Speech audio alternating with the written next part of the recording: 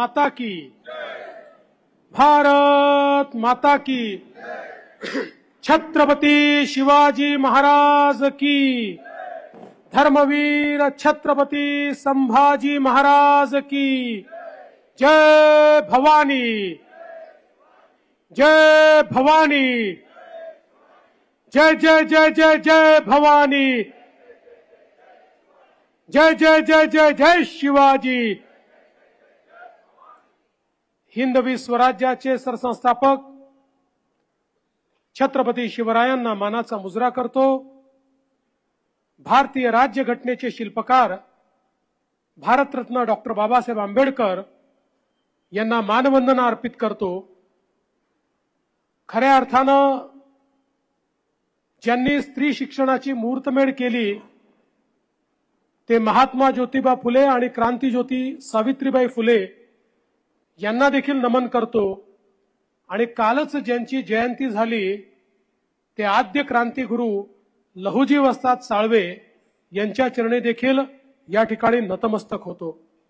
आज या जाहीर सभेमध्ये मंचावर उपस्थित असलेले महानगराचे आपले अध्यक्ष धीरज घाटेजी, प्रदेशाचे महामंत्री राजेश पांडेजी, जगदीश मुळीकजी, आपल्या सर्वांचे लोकप्रिय उमेदवार आणि तुमच्या आशीर्वादाने 23 तारखेला जे कसब्याचे आमदार होणार आहेत असे हेमंत रासनेजी, दीपक भाऊ मानकर, संजय सोनवणेजी, सुदर्शना त्रिगुणाईक, स्वर्धा बापट, गौरव बापट, कुणाल टिळक, राजेंद्र काकडे, संदीप खर्डेकर, नितीन वायदंडे, अजय दराडे, निलेश जगताप, कपिल जगताप, निर्मल हरिहर, अजय खेडेकर, सुरेखाताई कदम, मनीषाताई लडकत, नंदू कांबळे, आरतीताई कोंढरे, गौरव पिंपळे, उदय लेले, गौरीताई जाधव, मंचावरील सर्व मान्यवर, कोणाचं नाव सुटलं असेल तर लिहून देणाऱ्याची चूक आहे, माझी चूक नाहीये, तथापि मी क्षमा मागतो। आणि या ठिकाणी मोठ्या संख्येने उपस्थित असलेल्या माझ्या लाडक्या बहिणींनो आणि तितक्याच लाडक्या भावांनो, आज आपण सगळे लोक हेमंतला आशीर्वाद देण्याकरता या ठिकाणी आलो आहोत। खरं म्हणजे सर्वप्रथम ग्रामदैवत कसबा गणपती ग्रामदेवी तांबडी जोगेश्वरी यांना वंदन करतो।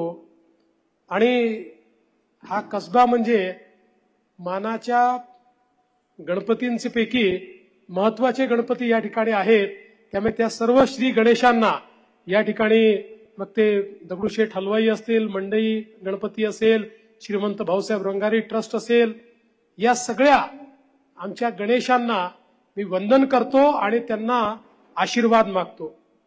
खरं म्हणजे आताच हेमंत सांगत होता की राजमाता आई जिजाऊ आणि छत्रपती शिवरायांच्या पावन स्पर्शाने पवित्र झालेलं हे कसबा आहे आणि या कसब्यातूनच स्वराज्याची मुहूर्तमेढ ही त्या ठिकाणी सुरू झाली।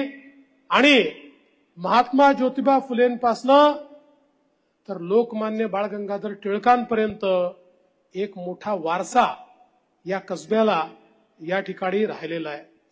खरं म्हणजे आज आपण सगळे या निवडणुकीच्या निमित्ताने या ठिकाणी एकत्रित आहोत। कसब्याचं नाव घेतल्यानंतर साहजिक सगळ्यात पहिल्यांदा आठवण होते आमचे नेते गिरीश भाऊ बापट यांची, ज्या गिरीश भाऊंनी खऱ्या अर्थानं या पुण्याला एक अतिशय अष्टपैलू नेतृत्व दिलं आणि अनेक वर्ष या कसब्याचं नेतृत्व करत देशाच्या लोकसभेपर्यंत ते गेले। आणि त्यानंतर आठवण येते की आमच्या मुक्ताताई टिळकांची, टिळक घराण्याचा वारसा चालवत नगरसेवकापासून महापौरापासून आमदारापर्यंत वेगवेगळ्या पदांवर काम करत असताना लोकाभिमुखता ही त्या ठिकाणी ठेवत ताईंनी काम केलं। आणि म्हणूनच आज खऱ्या अर्थानं कसब्यात आल्यानंतर त्यांची आठवण होणं अतिशय साहजिक आहे। आपल्या सर्वांना कल्पना आहे 2014 साली देशामध्ये माननीय मोदीजींच्या नेतृत्वात सरकार आलं आणि महाराष्ट्रातही आपल्या महायुतीचं सरकार आलं आणि त्यानंतर पुण्याच्या विकासाला एक मोठी गती देण्याचा प्रयत्न आपण केला. पुण्याचे जे वेगवेगळे प्रश्न होते, ज्या अनेक समस्या होत्या, खरं म्हणजे आपल्याला कल्पना आहे दिल्लीमध्ये ज्यावेळी मेट्रोचं काम सुरू झालं त्याच वेळी संकल्पना आली की पुण्यामध्ये देखील मेट्रोचं काम झालं पाहिजे.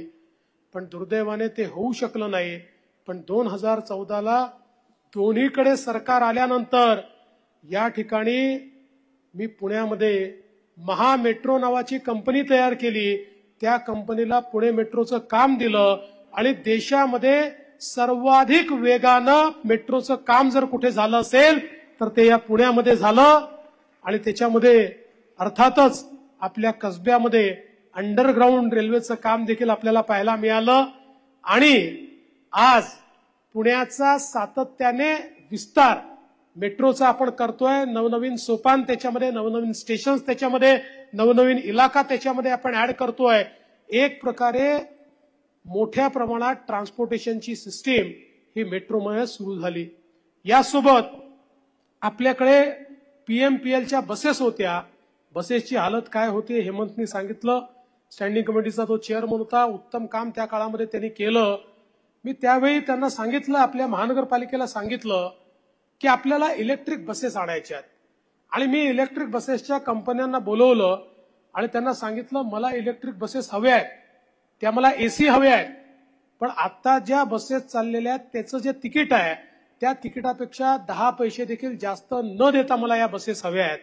आणि आपण त्याचं टेंडर काढलं आणि मला सांगताना आनंद वाटतो, अतिशय चांगल्या एअर कंडिशन्ड इलेक्ट्रिक बसेस या ठिकाणी पुण्यामध्ये आपण आणल्या आणि 1500 बसेसची फ्लीट उभी राहिली.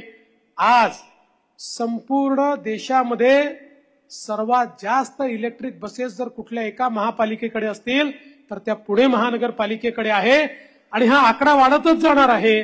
त्यामुळे पब्लिक ट्रान्सपोर्टेशनमध्ये मेट्रो असेल, बस असेल, एक महत्वाचं कार्य, किंवा छोट्या बसेस असतील.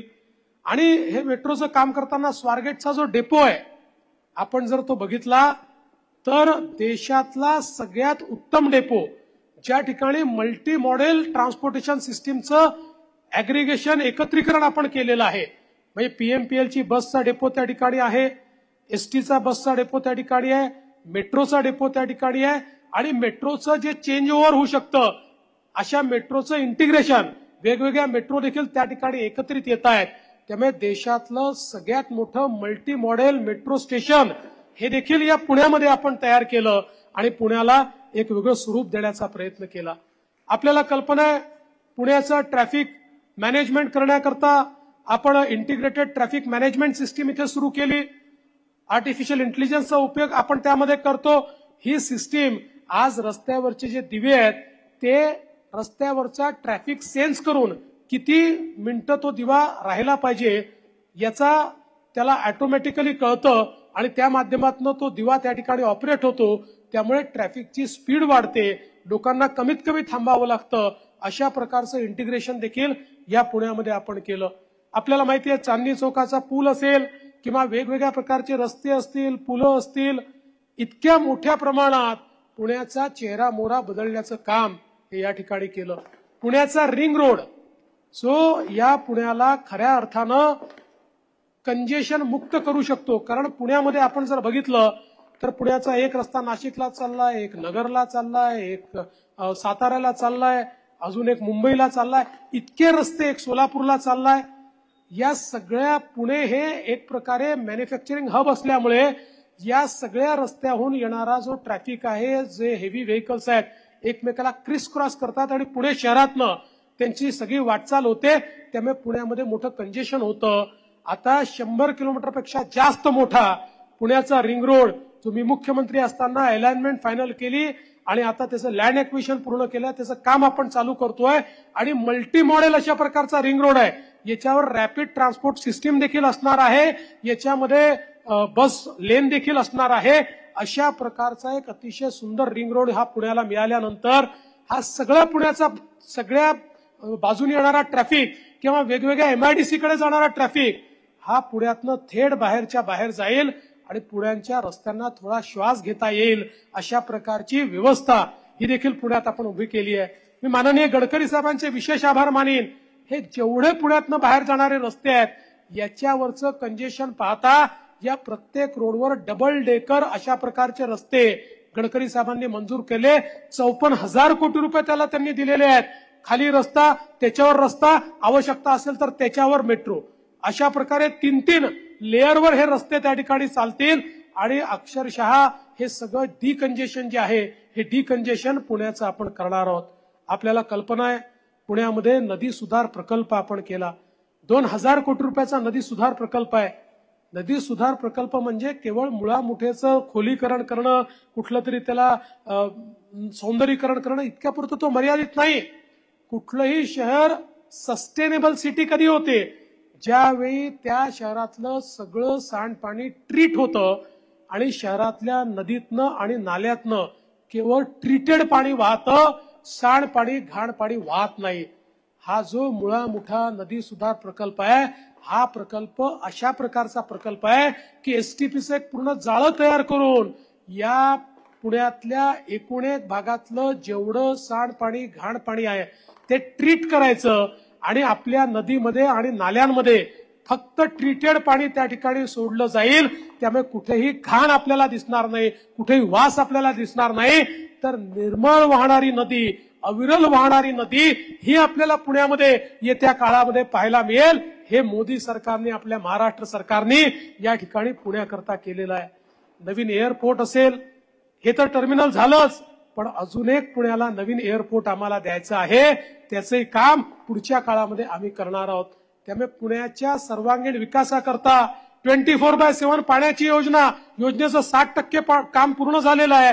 40% काम पूर्ण झाल्यानंतर पाण्याच्या फ्लोची असमानता पुण्यातली संपून जाईल. सगळ्या भागामध्ये मुबलक पाणी मिळेल अशा प्रकारची योजना देखील आपल्याच सरकारने या ठिकाणी आणि आपल्याच महानगरपालिकेने राबवली. आणि म्हणून मला या ठिकाणी एवढंच सांगायचं आहे की पुण्याच्या सर्वांगीण विकासाकरता आपण सातत्याने काम करतोय.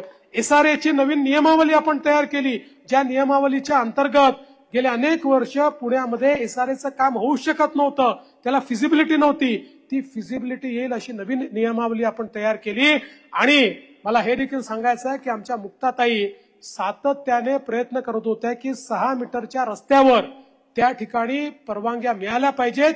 त्याचंही काम आपण केलं. ते अंतिम टप्प्यामध्ये एक नोटिफिकेशन निघालंय, दुसरं नोटिफिकेशन निघणार आहे, ज्याच्यामुळे आमचे जे जुने वाडे आहेत याचं जे रिडेव्हलपमेंट आपल्याला करायचं आहे ते देखील चांगल्या प्रकारे आपल्याला करता येईल. आणि त्याचसोबत हेरिटेजमुळे या ठिकाणी जो काही डेव्हलपमेंटचा काम अडलेला आहे, विशेषतः शनिवार वाड्याच्या 100 मीटर मधलं, त्याही संदर्भात नवीन नियमावली तयार झाली पाहिजे, या संदर्भातला आपला प्रयत्न आहे. आणि मी खरोखर हेमंतचं मनापासून अभिनंदन करीन.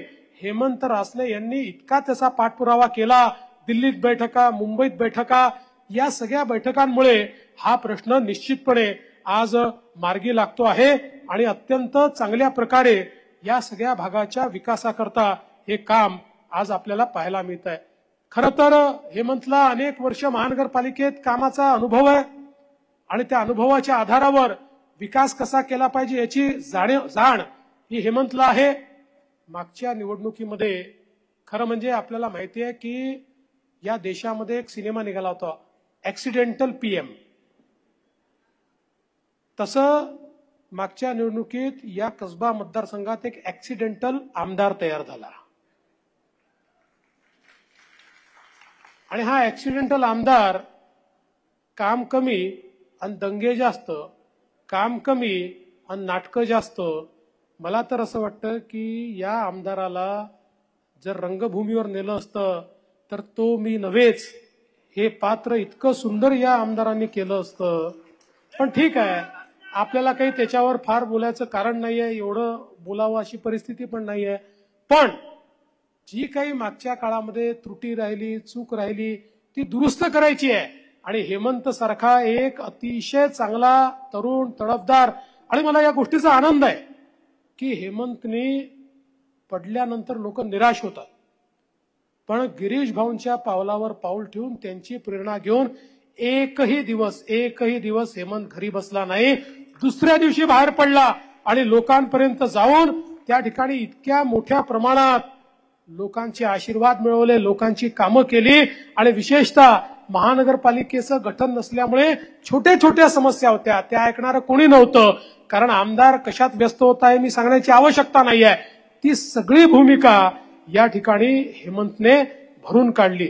आणि म्हणून मी आपल्याला हे सांगण्याकरता आलोय की आज आपल्या राज्यामध्ये जे सरकार आहे, गेल्या 2.5 वर्षामध्ये, पहिली 5 वर्ष बघा आणि आताची 2.5 वर्ष बघा, 7.5 वर्षामध्ये या सरकारने इतक्या वेगानं काम केलं आहे. आपलं सरकार हे गती आणि प्रगतीचं सरकार आहे. मध्ये 2.5 वर्षाचं स्थगितीचं सरकार होतं. आता गती आणि प्रगती ही आपल्याला पाहिजे आहे की स्थगिती आपल्याला पाहिजे आहे, हा विचार करून या निवडणुकीमध्ये आपल्याला सामोरं जायचं आहे. आज खरं म्हणजे इतक्या सगळ्या योजना मला सांगता येतील, मी सगळ्या योजना आपल्याला सांगणार नाही. काय परिवर्तन केलंय, काय बदल केलाय, कसं इन्फ्रास्ट्रक्चर तयार केलंय, या सगळ्या गोष्टी आपण रोज पाहताच आहात. पण त्यासोबत मला एक गोष्ट निश्चितपणे सांगायची आहे की आमचे माननीय प्रधानमंत्री नरेंद्र मोदीजींनी आम्हाला एक मंत्र दिला.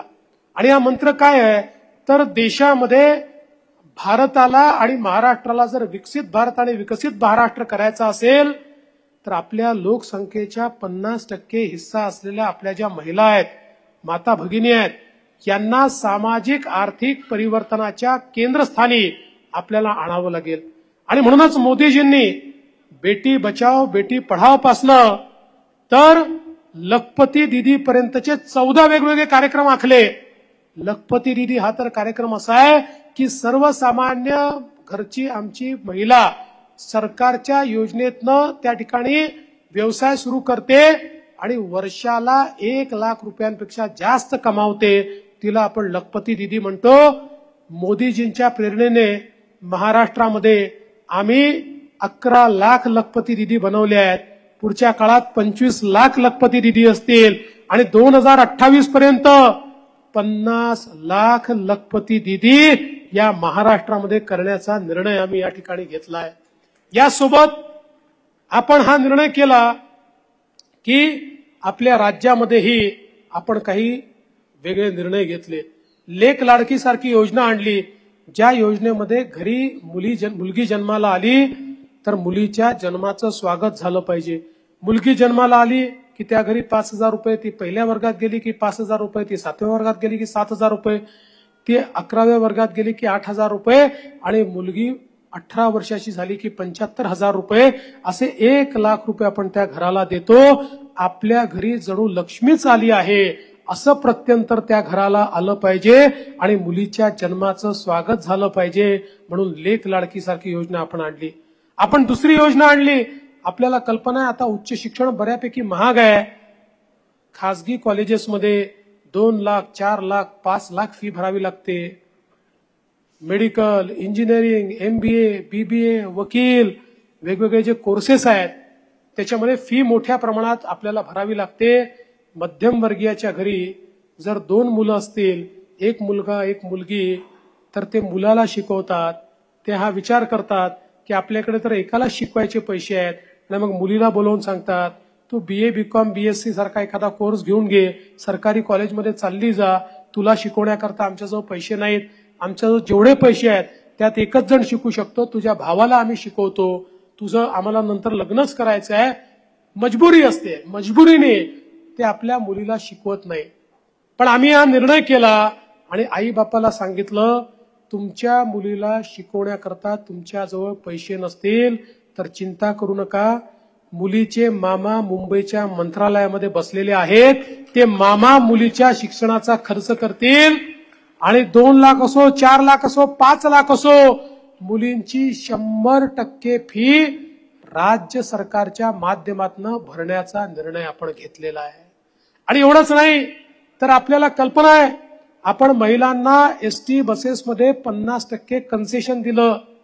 जेव्हा ST मध्ये 50% कन्सेशन दिलं, STचे लोक धावत धावत आमच्याकडे आले, कन्सेशन देऊ नका. का म्हणाले ST ऑलरेडी तोट्यात आहे, ही डबघाईला जाईल. आम्ही म्हटलं आम्ही मदत करू पण योजना चालवायची आहे. महिन्याभरापूर्वी आले आणि आम्हाला म्हणाले साहेब काही झालं तरी योजना बंद करू नका. म्हटलं अजब लोक आहे तुम्ही, कधी म्हणता सुरू करू नका, कधी म्हणता बंद करू नका.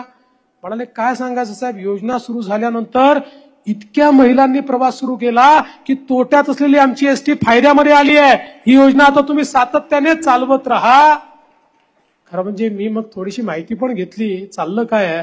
माझ्या लक्षात आलं की आमच्या लाडक्या बहिणी अलीकडच्या काळामध्ये आमच्या भाऊजींना म्हणतात तुम्ही घरी बसा, कुठे जायचं तर मीच जाऊन येते, अर्धच तिकीट लागतं, तुम्ही गेले की काय व्यसन कराल, भरोसा नाही, पान खाल, तंबाखू खाल, खर्रा खाल, ठर्रा खाल, काय काय खाल, त्यापेक्षा मी जाते, अर्ध्या पैशात काम करून येते.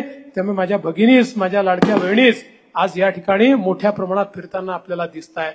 आणि यासोबत एक अजून महत्वाची योजना आपण आणली, मुख्यमंत्री माझी लाडकी बहीण योजना. ज्या योजनेच्या अंतर्गत लाडक्या बहिणींना महिन्याला 1500 रुपये देण्याचा निर्णय आपण केला. आम्ही निर्णय घेतला तेव्हा एक काँग्रेसवाले, उबाठावाले आम्हाला नावं ठेवायचे, सगळ्याचे तर होणारच नाही, आता जमणारच नाही, असं होऊच शकत नाही, आता जुमलाचा तुम्ही खोटच बोलताय. त्यांच्या सगळ्यांच्या नाकावर टिच्चून 2.5 कोटी बहिणींच्या खात्यामध्ये नोव्हेंबर पर्यंतचे पैसे भरून टाकले. पण मला बहिणींना सांगायचंय, बहिणींनो, जसे आम्ही तुमचे सख्खे भाऊ आहोत, तुमचे काही सावत्र भाऊ देखील मार्केटमध्ये फिरतायत. हे काँग्रेसवाले, राष्ट्रवादीवाले, उबाठावाले सावत्र भाऊ हे तुमच्या योजनांच्या विरुद्ध कोर्टामध्ये गेले, हायकोर्टमध्ये. कोण गेलाय? काँग्रेसचे अध्यक्ष नाना पटोले यांचे अधिकृत निवडणूक प्रमुख अनिल वडपल्लीवार हायकोर्टमध्ये गेले आणि हायकोर्टमध्ये जाऊन त्यांनी पिटिशन केली. आणि पिटिशनमध्ये काय त्यांनी म्हटलं, ते म्हणाले ही लाडकी बहीण योजना आहे, लेक लाडकी योजना आहे, कन्सेशनची योजना आहे, पिंक रिक्षाची, या जेवढ्या योजना आहेत पैशाचा चुराडा आहे, या योजना तुम्ही बंद करा.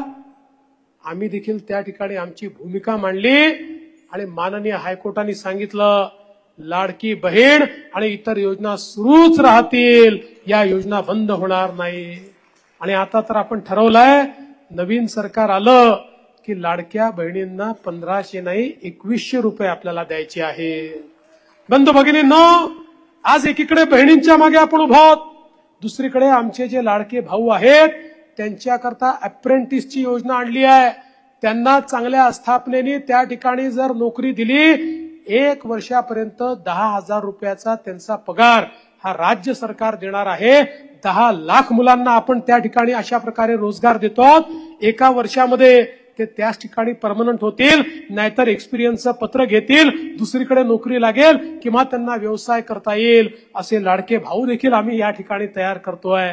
समाजातल्या सगळ्या घटकांकरता, दीन, दलित, गोर, गरीब, आदिवासी, शेतकरी, शेतमजूर, महिला, अल्पसंख्याक, कोणीही आमच्या या योजनांमधून सुटलेलं नाही. प्रत्येकाला आपण त्या ठिकाणी मदत करण्याचं काम करतोय. पण बंधू भगिनींनो, एकीकडे या सगळ्या योजना घेऊन आपण चाललोय. समाजामध्ये ओबीसी समाज असेल, मराठा समाज असेल, धनगर समाज असेल, प्रत्येक समाजाच्या योजना आपण या ठिकाणी आणतोय, त्या समाजाला पुढे नेण्याचं काम करतोय. आज आमचा जो ओपन समाज आहे, जो ईडब्ल्यूएस समाज आहे, याच्याकरता देखील महामंडळ आपण तयार करतोय. समाजाचं कुठलंच घटक आपण असा नाही ठेवला की ज्या घटकाला आपण काही दिलं नाही. पण हे सगळं होत असताना महाविकास आघाडीच्या हे लक्षात आलं की आता लोकसभेमध्ये आपण जे जुमले चालवले ते यापुढे चालणार नाही. लोकसभेमध्ये संविधान बदलणार, आरक्षण जाणार, एक कुठलं तरी लाल पुस्तक घेऊन राहुल गांधी फिरतात. तुमच्या लक्षात आलं असेल, तुम्हाला माहिती आहे, आपल्या अनुसूचित जाती आघाड्यांनी आता मला एक निळं संविधान, बाबासाहेबांचं संविधान दिलं. मी ते तुम्हाला उघडून का दाखवलं, ते याकरता दाखवलं की मला दाखवायचं होतं खरं संविधान दिलंय. राहुल गांधींसारखं खोटं संविधान नाहीये. ते लाल पुस्तक घेऊन फिरतायत.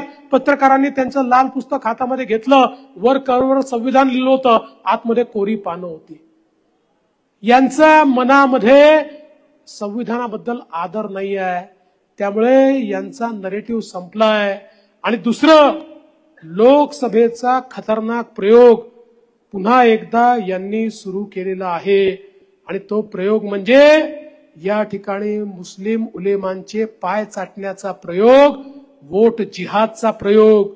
आपण बघितलं असेल, मुस्लिम उलेमांनी 17 मागण्या काँग्रेस पक्षाला, शरद पवारांच्या पक्षाला आणि उबाठाला दिल्या. या 17 मागण्या आमच्या मंजूर करा, आम्ही तुम्हाला समर्थन देतो. काँग्रेस, उबाठा आणि शरद पवारांनी 17 मागण्या आम्हाला मान्य आहेत असं अधिकृत पत्र त्यांना दिलं. त्यांनी समर्थन दिलं. या मागण्या काय आहेत? मी सगळ्या मागण्या तुम्हाला सांगणार नाही. 3च मागण्या त्यातल्या सांगेन. त्यातली एक मागणी आहे, मुस्लिम समाजाला 10% आरक्षण द्या.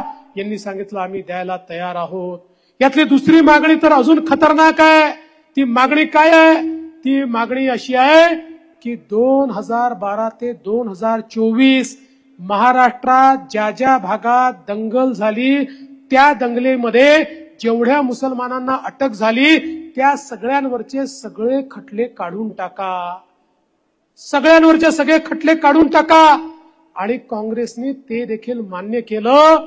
आणि 17 मागण्यातली तिसरी मागणी एक अजून आहे की महाराष्ट्रामध्ये RSS वर बंदी टाका, राष्ट्रीय स्वयंसेवक संघावर बंदी टाका. खरं म्हणजे यांच्या बापाची अवकात नाही RSS वर बंदी टाकायची. पण ही मागणी देखील या ठिकाणी यांनी मान्य केली. आणि आता त्यांचे पाय चाटतायत. मी तर तुम्हाला जागृत करण्याकरता आलो आहे. आणि आता या ऑल इंडिया पर्सनल लॉ बोर्डाचे सज्जाद नेमानी या ठिकाणी वोट जिहाद करून त्यांचे इरादे काय आहेत हे तुम्हाला मला दाखवायचं आहे. लाव रे जरा व्हिडिओ लाव जरा व्हिडिओ. अभी मैं जानता हूं कि महाराष्ट्र में अगर वो जीत गए तो वो दस्तूर नहीं बदल पाएंगे, लेकिन मैं इस बात की तरफ भी तवज्जो दिलाना चाहता हूं कि महाराष्ट्र के इलेक्शन ने ऐसी अहमियत हासिल कर ली है कि अगर यहां वो जीत गए हरियाणा की जीत के बाद, तो उसके बाद उनके हौसले बहुत बुलंद हो जाएंगे. और फिर दिल्ली सरकार वो नए हौसलों के साथ दस्तूर की तब्दीली जैसे अपने नापाक इरादों की तकमील की तरफ आगे बढ़ेगी. और अगर महाराष्ट्र में उनको शिकस्त हो गई तो इत्तलात के मुताबिक दिल्ली सरकार भी बहुत दिन तक नहीं ठहर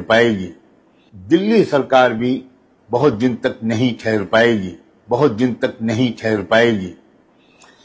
तो हमारा निशाना सिर्फ महाराष्ट्र सरकार नहीं है, बल्कि मरकजी हुकूमत है और मुल्क का मुस्तकबिल है. और मैंने कल एक YouTube चैनल के इंटरव्यू में ये बात भी कही कि ये कैसा वोट जिहाद है जिसके सिपहसालार हैं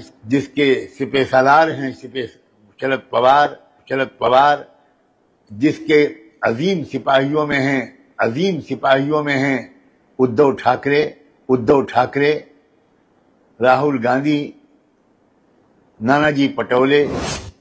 और मैं ये बात आपण ऐकलं असेल, या ठिकाणी वोट जिहाद करून या 17 मागण्या मान्य करण्याकरता महाराष्ट्राचं सरकार आणि दिल्लीचं सरकार देखील आम्ही घालवणार अशा प्रकारचे नापाक मनसुबे यांनी या ठिकाणी ठेवलेले आहेत.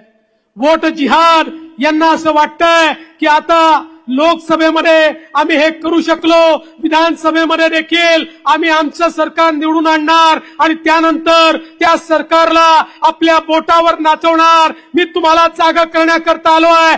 ते जर वोट जिहाद करत असतील तर आपल्याला मतांचं धर्मयुद्ध या ठिकाणी करायचं आहे. मतांचं धर्मयुद्ध करून आपल्याला दाखवून द्यायचं आहे यांचे नापाक इरादे आपल्याला या ठिकाणी सफल होऊ द्यायचे नाहीयेत. अरे आज आपण जागे झालो नाही तर परत जागा होता येणार नाही. आज यांचे इरादे सफल झाले तर पुन्हा या ठिकाणी आपल्याला सफल होता येणार नाही. हे वोट केवळ हेमंत रासने करता नाही आहे. अरे एखादा हेमंत रासने निवडून आला नाही आला फरक पडत नाही. हे वोट तुमच्या अस्तित्वाकरताय, तुमच्या पुढच्या पिढीच्या अस्तित्वाकरताय, या भारताच्या, या महाराष्ट्राच्या अस्तित्वाकरताय. कोणाला जर वाटत असेल लांगुल चालन करून तलवे चाटून या ठिकाणी निवडणूक जिंकता येते तर दाखवून द्या. हम में भी ताकत है. आम्ही छत्रपती शिवाजी महाराजांची औलाद आहोत हे दाखवण्याची वेळ